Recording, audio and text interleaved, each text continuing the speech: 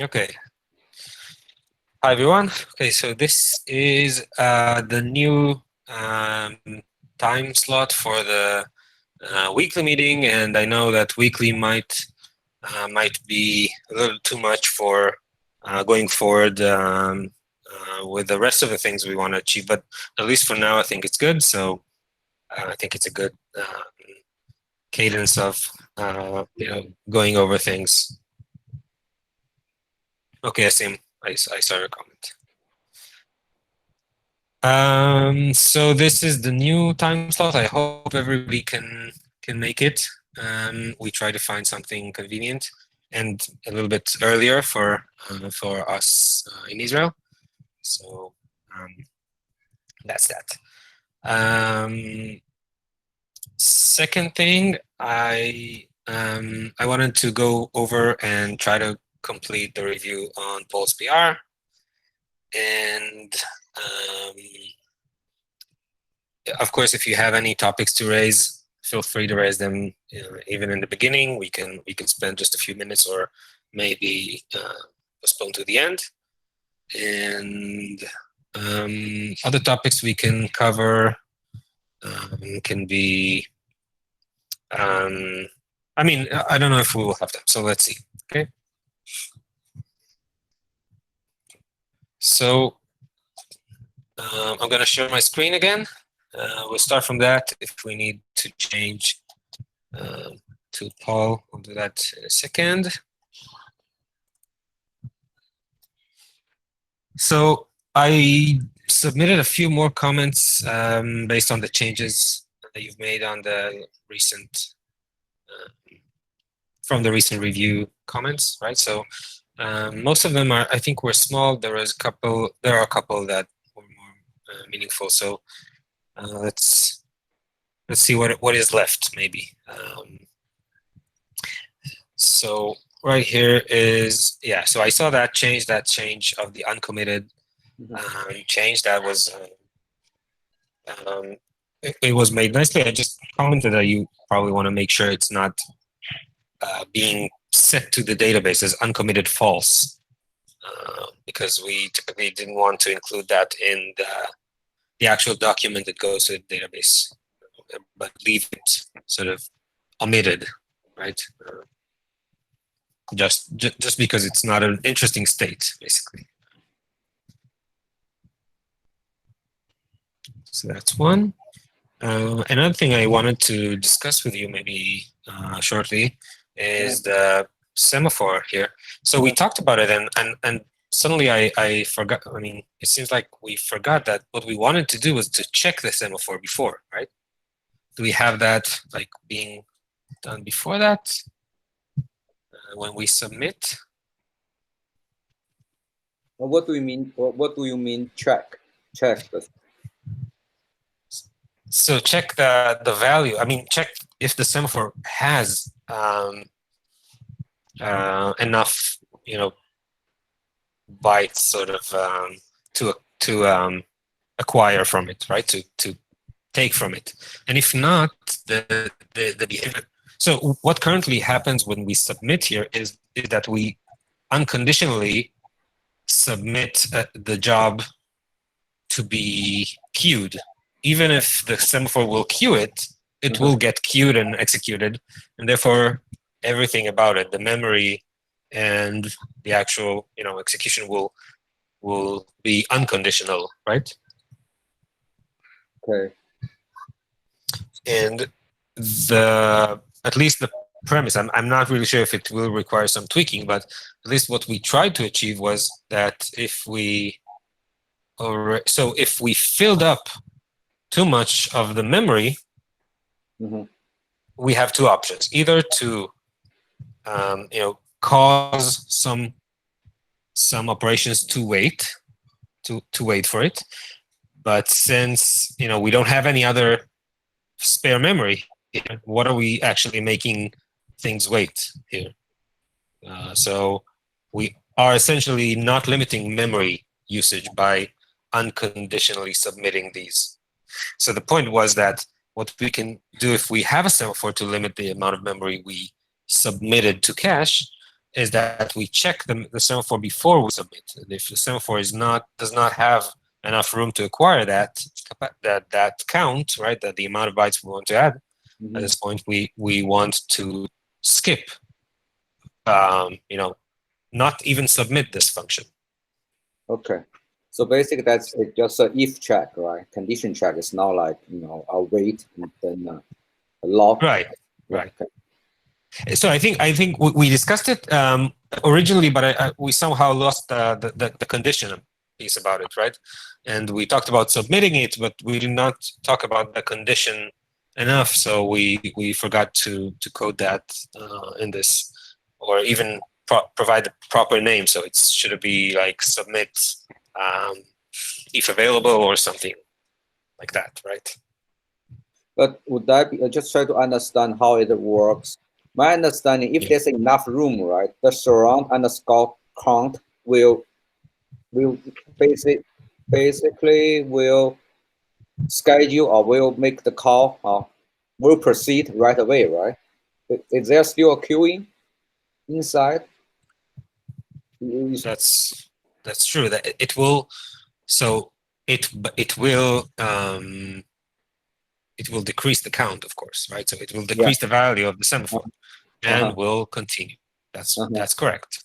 Yeah. And the point about checking before is that we are saying we only want to acquire the semaphore and surround our function with this semaphore still, but only if we are not blocking to wait for it, right?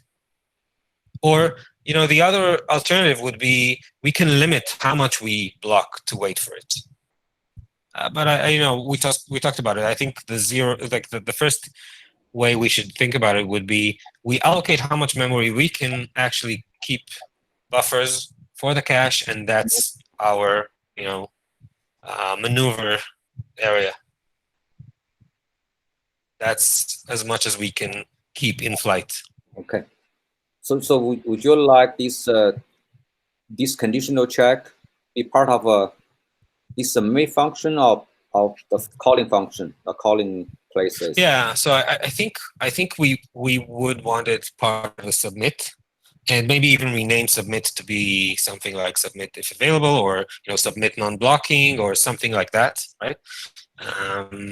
Because I think there's even a subtle grace here that if we check and then set immediate, then all the concurrent checks will pass, and we only set immediate, which will defer the actual decrease of the semaphore value to another, like it will be deferred, so it won't be accurate.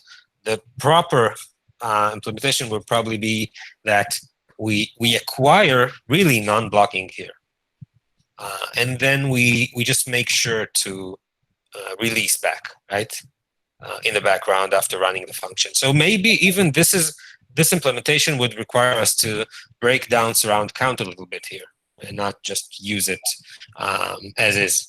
Like call this dot wait and this dot release specifically for this implementation because it has like a specific condition, which is being non-blocking wait. Right? Okay. Okay, so that's yeah. You see what I'm saying? Does that make sense to you? I think probably break down that surround account inside submit probably will be better. Again, say it again. You're talking like a breaking that surround account up, and then yeah. So I don't know.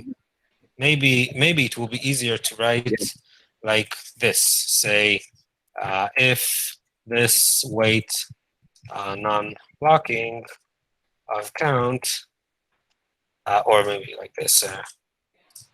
Maybe if I couldn't wait for this non-blocking, return here, something like that. And then we should write this one to understand, because wait blocking is going to block us in order to acquire all the count, right? And everything is about it. But we want something more simplistic for these wait for the non-blocking wait, basically, which is much more simple than the long version of wait, because we don't have any waiting actually to do. We don't have this queue here. We don't have any of these. We just have this condition, basically, right? So if I had to write this one, let me add this piece here. This would be sort of like a submit.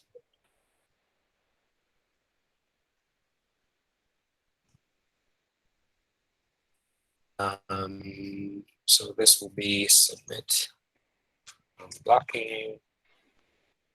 This will be wait non-blocking, right? And we would say that if we can acquire this, we can return true. Otherwise, we return false. And then we can reuse this code in the actual wait, right? And implement the submit non-blocking in a way that it will only really acquire and take off the value and all that only if the non-blocking semaphore allows it to, we can do that non-blocking, and then it makes sense, right?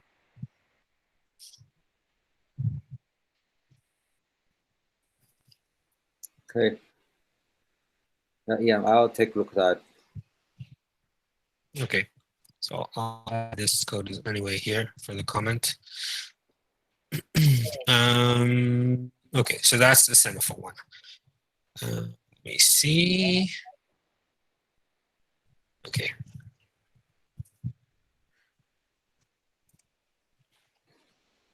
Yeah, that's naming things. I don't want to go over that now. Let me see if there's something else to cover here. Okay, so I saw the change. So you change it from start to get, right? So that it represents. So the only thing I'm worried about it is that it's not really consistent with the other paths, right? So the other paths are called create something and then complete it, right? Even though you're right, and we are not, the creation is not the, we are not really creating it in the database. We are sort of initiating, you would say, the operation. That might have been a better term to use it. But in any case, I mean, personally, I would look at it as the same pattern of creating something, completing it, or initiating something and completing it. So if that makes sense to you as well, I would stick to either create or sort of change the others to initiate. But I fear that changing them at this point would be like a little bit subtle for this PR. I can change create to create. Yeah, I understand that it's somewhat of not the best representation of what you're trying to do inside, but it could be right now it doesn't do anything, right? Doesn't do, it just retrieve, but maybe later on it could be become create, actually doing something. Right, it's an initiate. I mean, in any case, we understand, or at least we described it. It's initiating this sequence of things, right? That's the point. Okay, let me see. Okay, so these are in object IO. Okay, let's see. Oh, so this is the handling for missing, right? Yeah. Okay.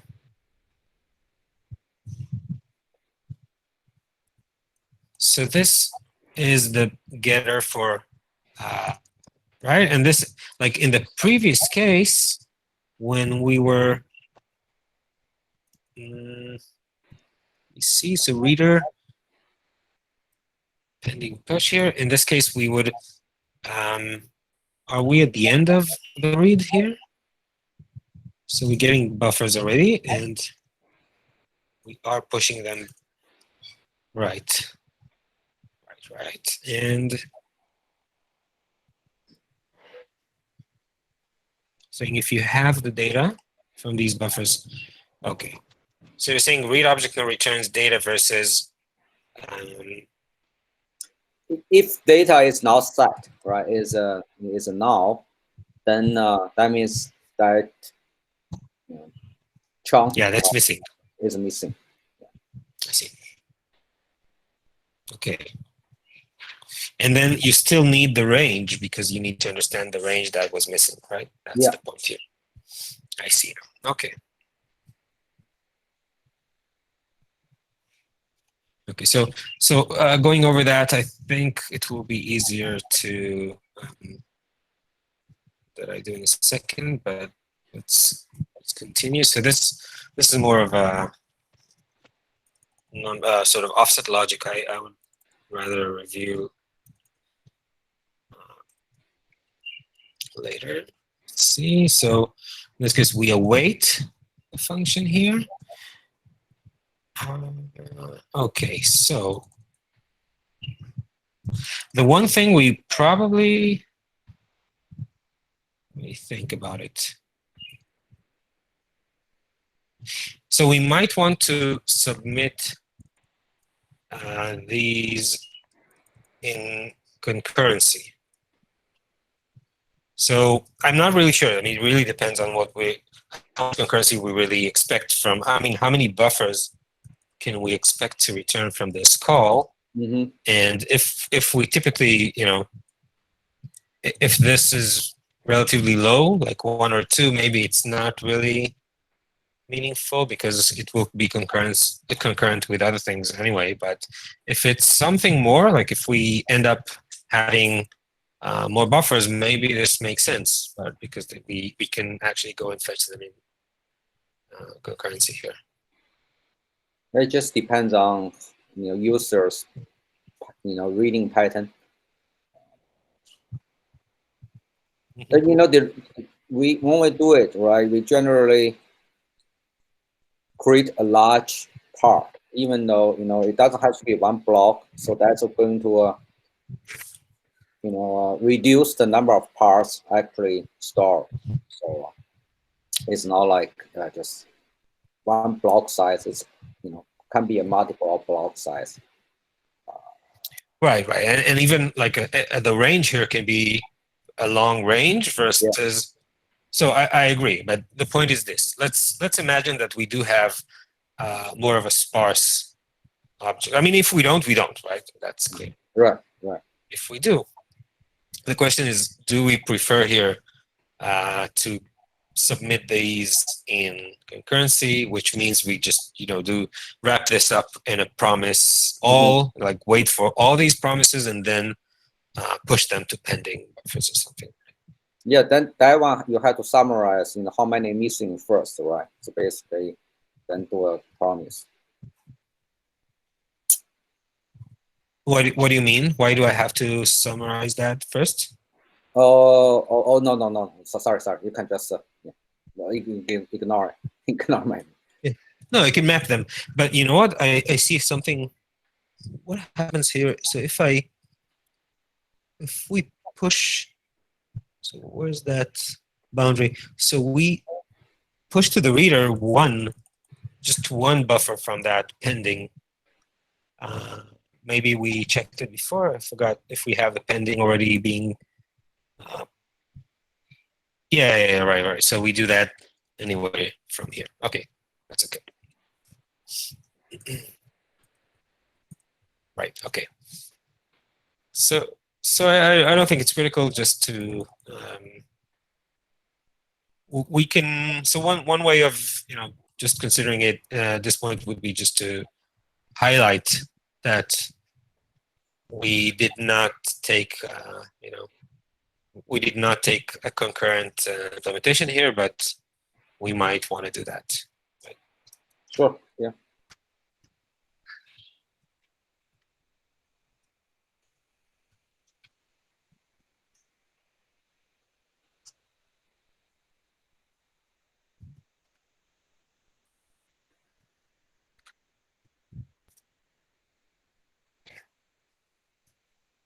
Okay, so that's object IO here. These pieces we did before.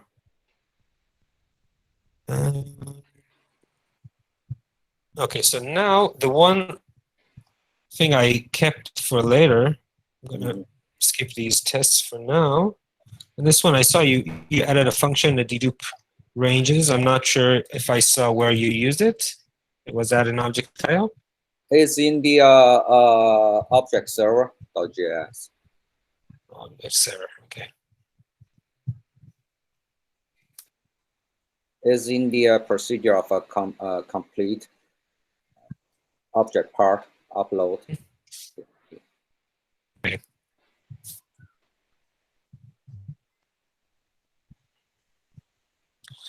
Okay, so that's loading parts, sorting, so deduplicating, yeah, and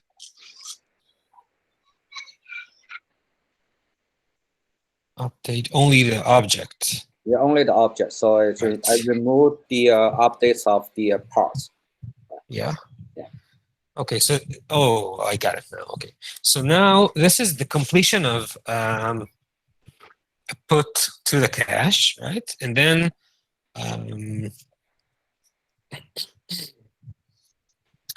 what we are updating is number of parts, upload size, and create time. And then create. Okay, and then this, as we've said, so create time will be our local create time. Yeah, this is or a local query time. It's not like yeah, the query time or last modified time on hop. right, right. And so why do we need to just specifically the create time? Why do we keep updating it? Because we are we using it? No, it just my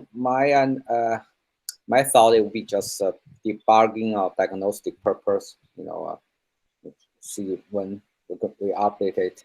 It is it's not. No, but we compare this time to the so we use this time with the TTL, right? No, TTL is a cache last modified time. What? No. Oh. Last cache last valid time. It's right. Yeah, right. So that's different. Right. So it's unrelated to these reads. Query time, I believe you mentioned, is for like the garbage collection stuff. Okay. Yeah. Or somehow I don't know. I guessing I vaguely remember you mentioned that before. You know. The question is, do you remember maybe, or if we don't, maybe we can check or think about it. Why did we want to update that per every write? I mean, why did we want to bump that date forward? Was there a meaning to it bumping forward, or?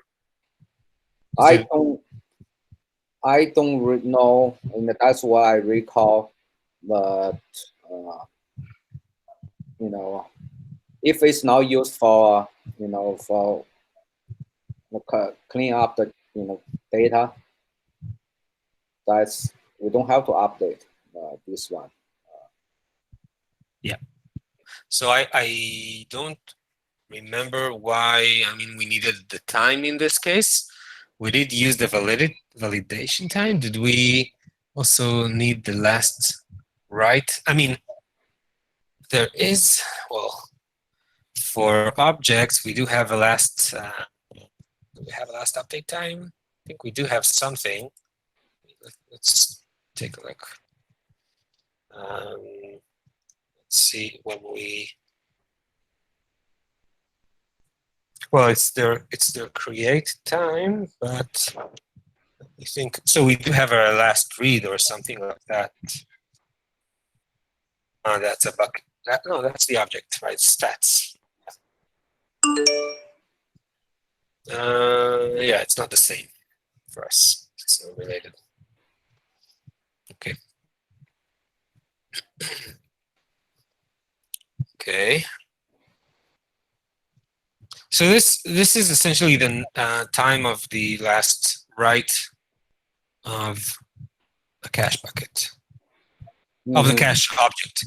And we don't know when we wanted to use it yet, but it's sort of a compromise of, do we prefer the create time to be the last update time or the first, right? Yeah. Sort of. Yeah. Okay. So I'll tell you why I'm asking, because I think if we could avoid this update completely, it would be preferable, I guess. Right? If we can say we don't want the number of parts, the upload size, and create time here to update, we could skip this operation completely, all the find parts and like everything about it, and we can we can get a very more streamlined operation, less things to do. So that's interesting. Let me note it and see what we do about it.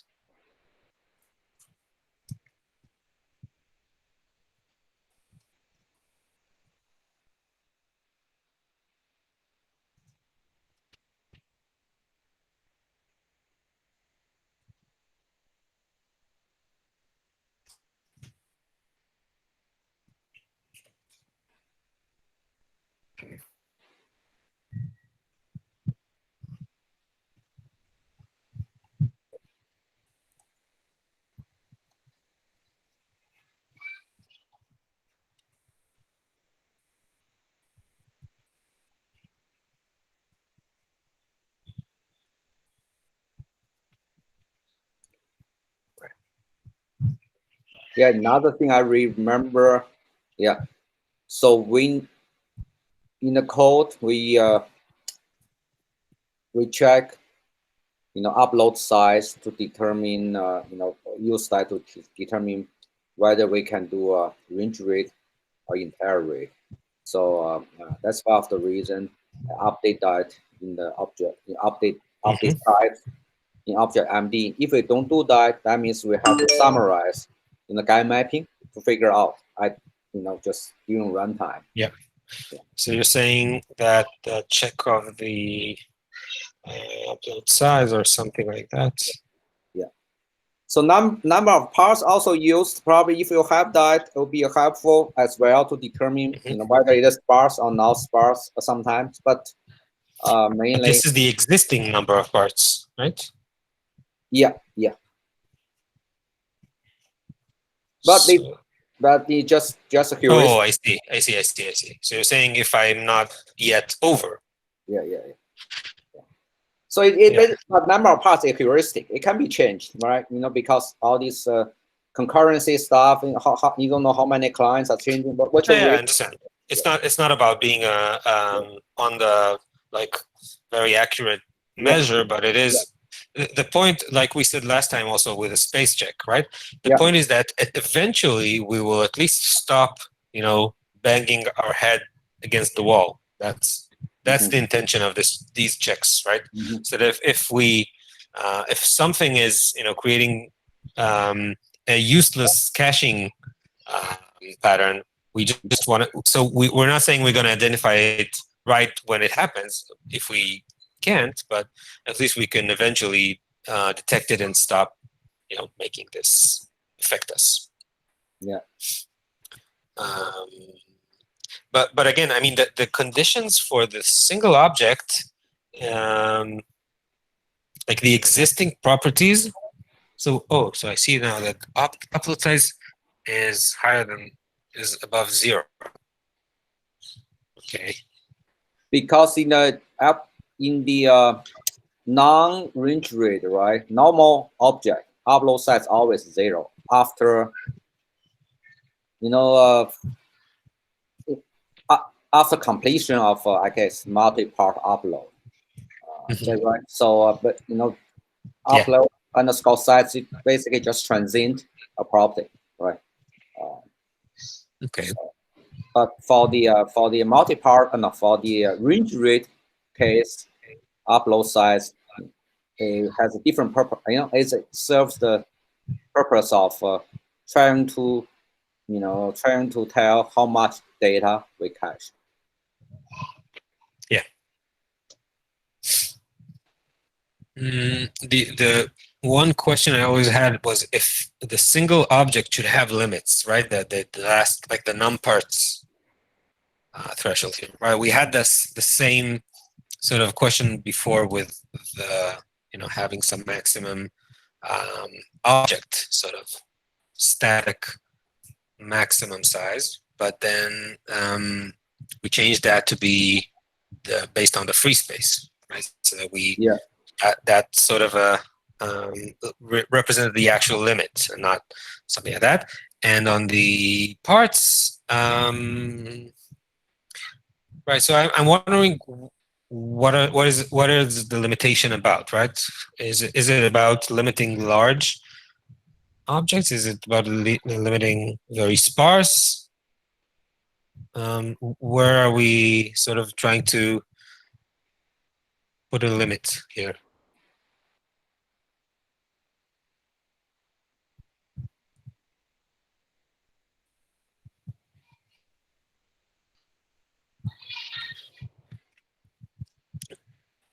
So I'm not sure. I think my intuition would be that a static, I mean, we might want to have some static boundaries for this, but I'm not sure yet about it. I mean, what would be a possible value for this?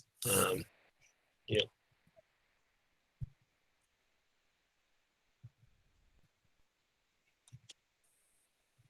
Yeah.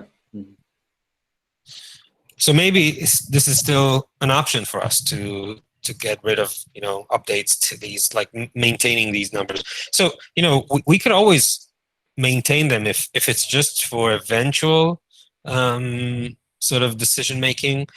We can always defer these calculations, but I would at this point I mean the best would be to remove them.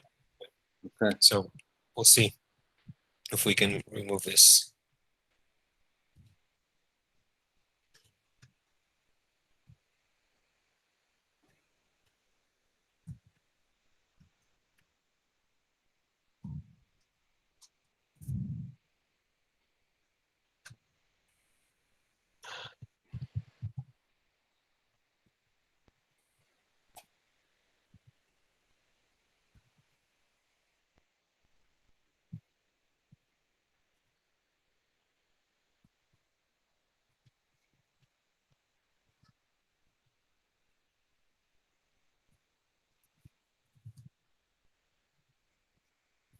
Okay, so this condition is meant to read the entire object versus. Yeah, this condition basically is going to check how much data we have cached for an object. If it's above, let's say 60%, then we might just put that entire object over. That's the just use that upload size to check the percentage of cache data. I see.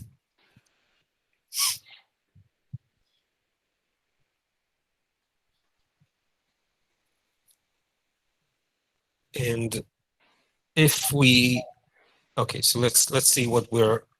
So our goal here is that when we have enough missing parts, right, we would go directly to read the entire object. Yeah. Okay. It's not enough. We have less, let's say, missing parts. Not cached. Yeah, missing parts. Yeah, more missing or less cached. Right? Less, more cached, less missing. We're going to cache. We're going to. So if we have more cached, yeah. Why should we go to the hub? Isn't it less cached? And see, like the more missing. Hold on. Get cache data percentage. Yeah. Right. Yeah, you're right. Yeah, you're right. The logic is here. I confuse myself.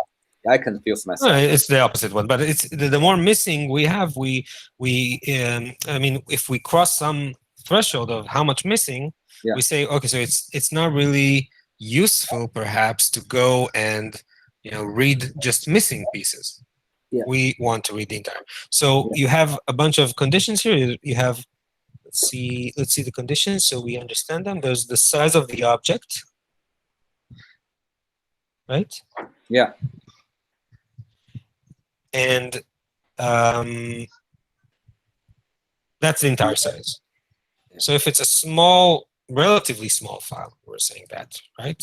Yeah. So it's not, we're not going to do that for gigabytes of objects, right? Right.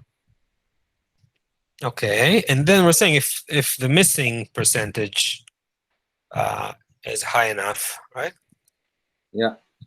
So you're thinking somehow the part size. What is part size? Is so this is the aligned read. This is alignment. Yeah. Okay. So we have the aligned ranges here, and then you're taking the aligned range and dividing. I see. So it's the percentage of the read from the entire size. Yeah. Mhm. Okay, got it. Okay. Mm.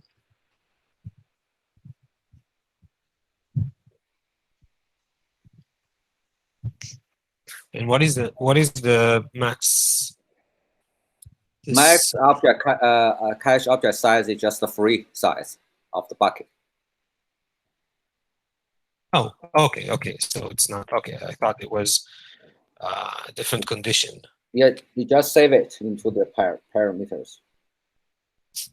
No, see, I thought this condition would look at something static.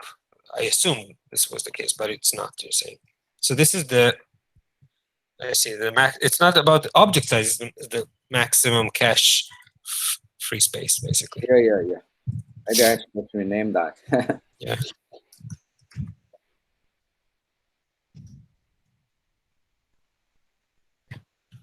Got it. And then this one. So saying if I'm reading an object that is first of all lower than this. Okay, so this I thought this was meant to be some small fixed size. Mhm.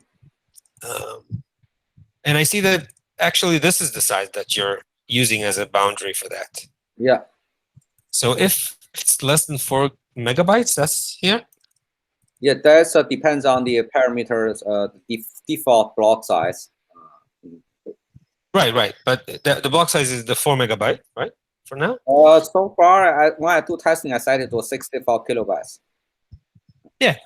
I see. Yeah, you can set to anything. I understand. But then you're saying this like less than 1 block size or 1 block size is enough to I mean it's clearly I mean I don't know, is it clearly here the case that this block is missing, or it doesn't matter when we return false? It doesn't matter that we're going to read from hub directly, but only if it's missing. Only it's missing. Yeah. Is it this one just going to use? Yeah. This track is it's down up in the front. Mhm.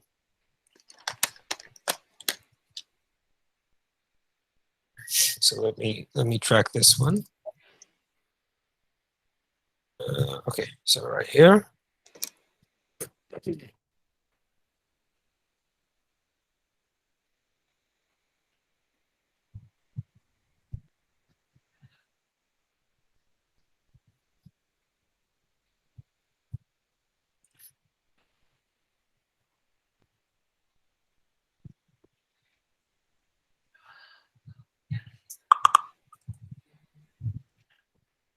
Okay. Range hybrid.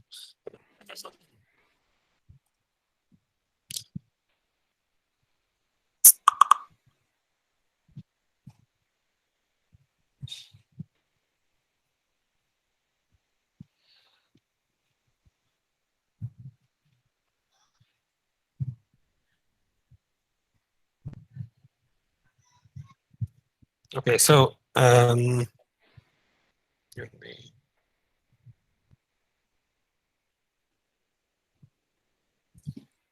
so the conditions here range read object. They say true if range reads will be performed, or false if entire object read will be performed. So when you're saying false here,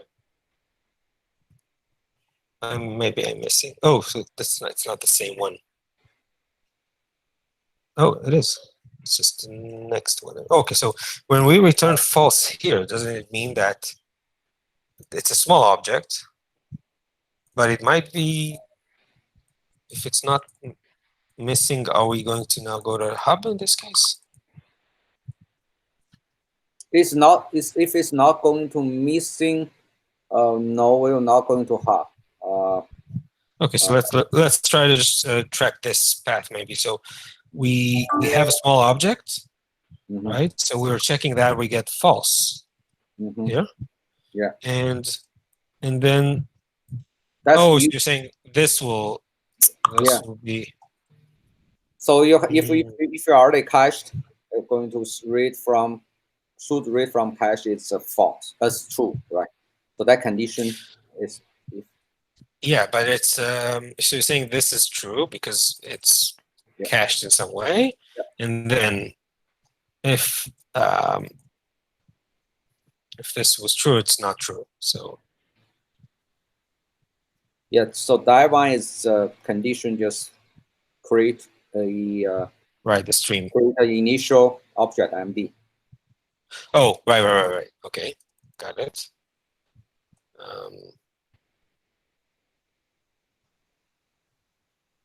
But then we go to read from hub, right? Or is this even again? So maybe. All right. So right here.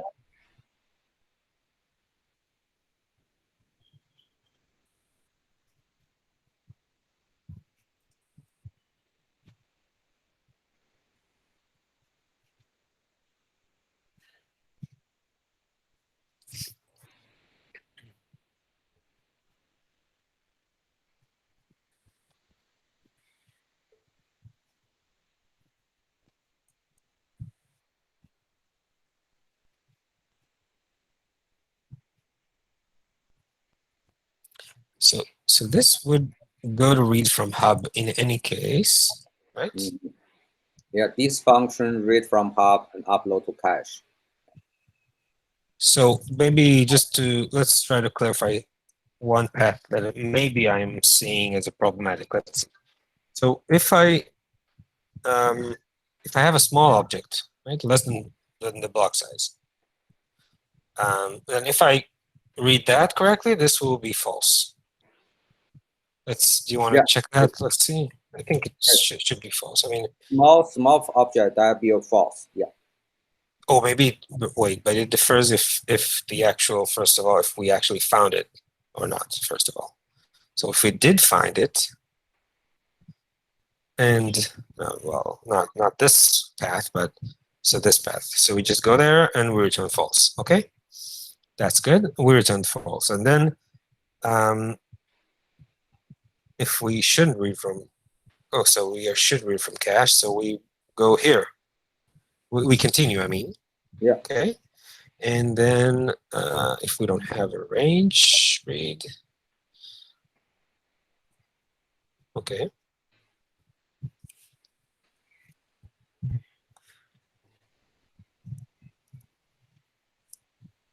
See, I think, okay, so I see what your point. I mean, I missed it. This was the opposite condition. We go here and we go to the missing, just the missing part getter, and we just read directly. So that's good. So I missed that. But the confusing thing is that I see that like you really use upload size for more than once here as a condition to this flow, and I wonder if we are not complicating us, because it's not that we want this to be a very let's say this, we are not incrementing this atomically, right? So this upload size, when we modify it, I mean, we used to basically use it just for some progress updates. Essentially, we didn't really. I don't think did we actually check it in the completion. Really, not sure if we were that accurate with. No, so in completion, we actually removed the upload size field completely, Right. and we actually used this mostly for for just progress report and getting some feedback from that when you are not the uploader. So it's something non-standard that we maintained for that. I'm thinking if we actually want to put so much logic based on this, or we want to either decide that some logic we can avoid. I mean, we can defer or decide not to do at this point, and some other we can use some other heuristic of the state.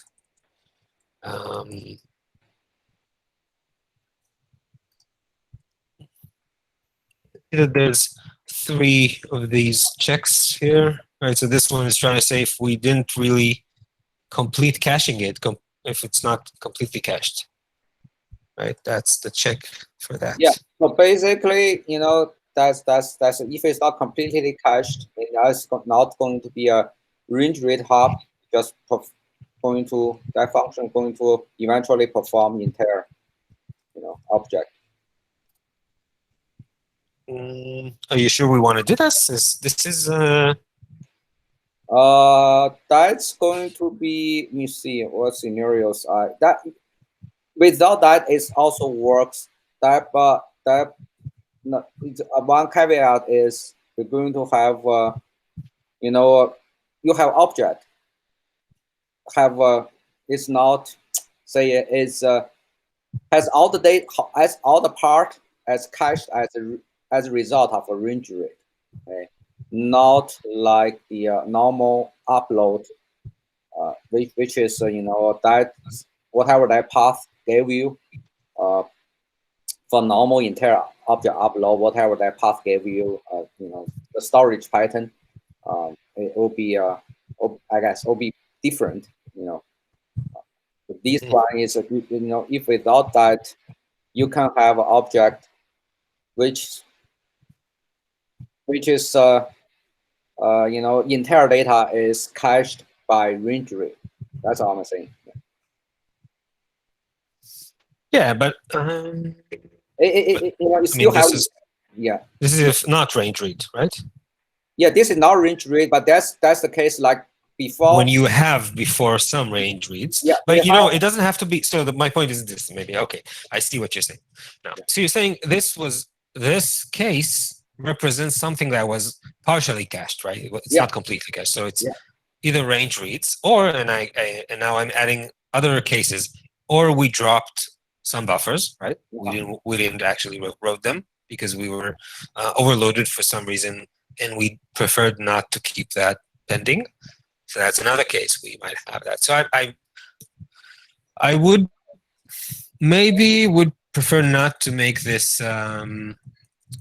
flow, because I mean, what are we trying to make here? To avoid sparse calls to the hub, basically, right? So that only missing parts get called. I would make that. So first of all, we can do this inside somehow. I mean, we can make some more granularity, like we can make another alignment level for this inside if you want. So that's one option where we can only, or we can align to a larger range reading from the hub, if that's what we aim to do, right? And essentially, this is what this one is doing, right? We get to read the entire object versus a range. But the point maybe here is that I think the missing condition for this is that the object is small. Because if the object is big, I think this condition, the upload size, lower than sizes, I mean, even eviction will somehow get to this. Maybe, I don't know. I wouldn't take this as a condition to read from hub because it will get us reading from hub more than we want, I guess. What do you think? But that's also range hop read, right? It's only that range hop read is, based. Well, Yeah, but imagine like I'm reading a gigabyte file, like, or a 10 gigabyte file. if it's a 10 gigabyte file, that most likely range hop read may not will be true though. Why? Because based on the logic in that range hop check function, right? First of all, it's not small, right? Yeah. Then it's small. It's not small file, right? No. So I'm saying, right. So this is my point. With large files, I don't think it makes it. I mean, the logic of having an upload size smaller than size is not strong enough because it will be very likely that we will get to this situation with large files. For small files, I think it makes sense to have some logic that will fall back to a complete object read versus a range read. So that's what this one for. Yeah, basically.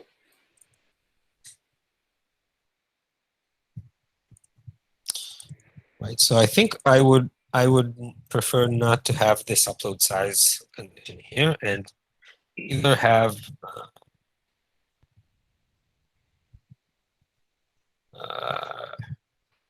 let's see. So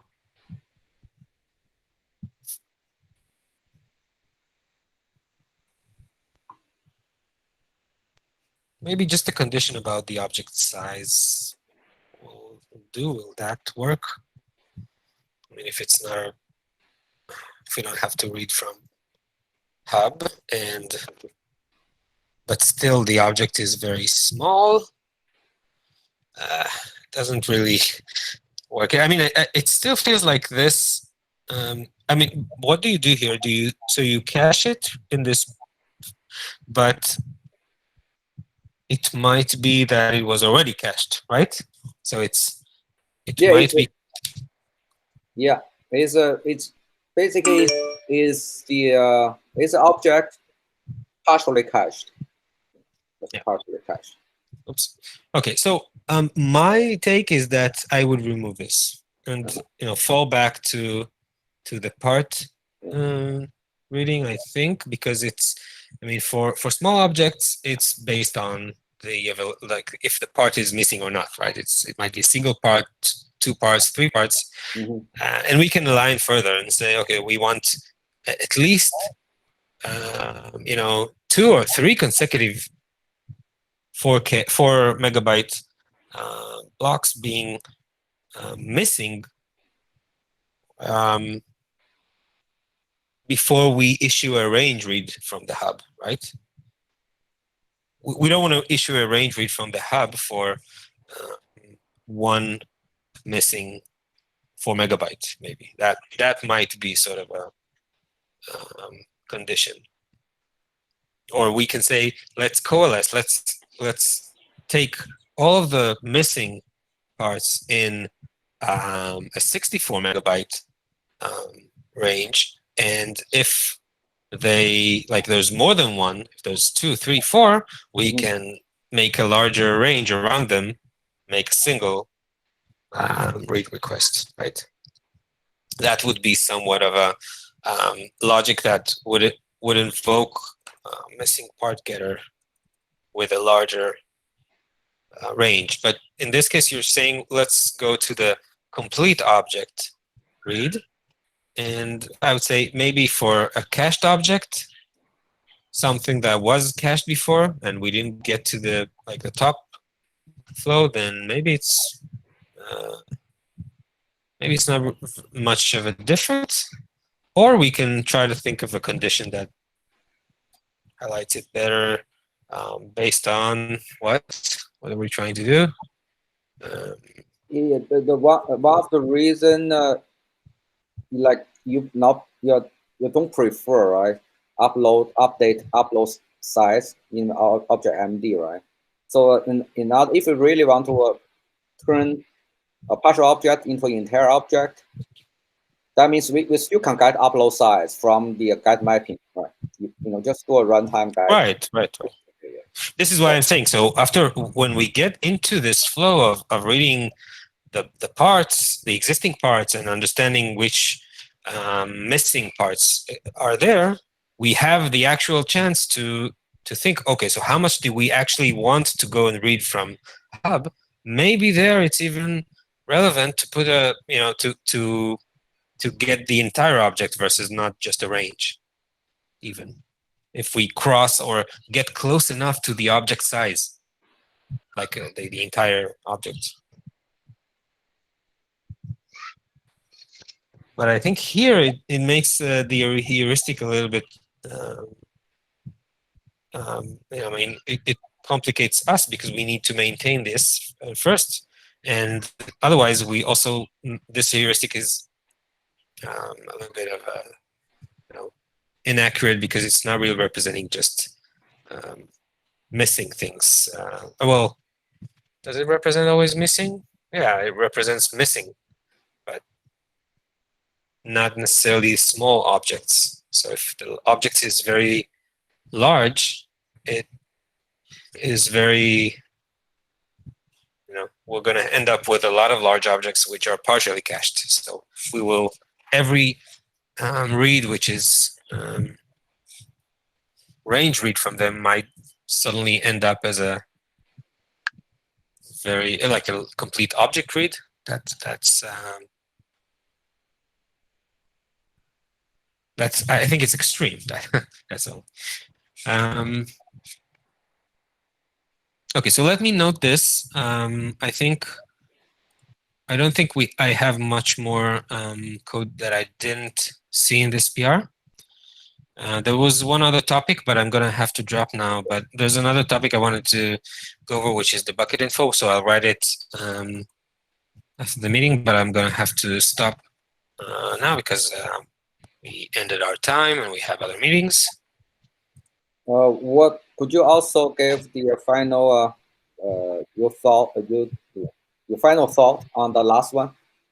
So yeah, you mean like, yeah. do we want to have that if condition or not? Yeah.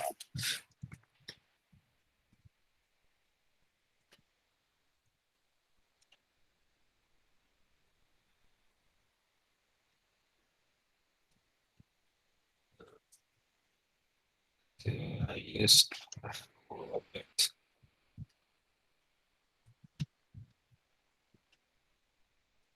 So I just want to note it first, but let me continue this discussion in the comment here, okay? And I'm going to update you through this. I'm going to stop the recording, and we have another meeting for Monday. Paul, I'm going to continue some comments now after my next meeting, and then communicate with you so we can prove it. ACP. Yeah, if you have any thoughts, enter into GitHub. Probably I will reply into GitHub. In this way, probably, you know, we can turn around these things really quick. Sure. We'll do that. Okay, guys. Thank you. Talk soon. I'm stopping the recording. Yeah, thank you. Bye. Bye.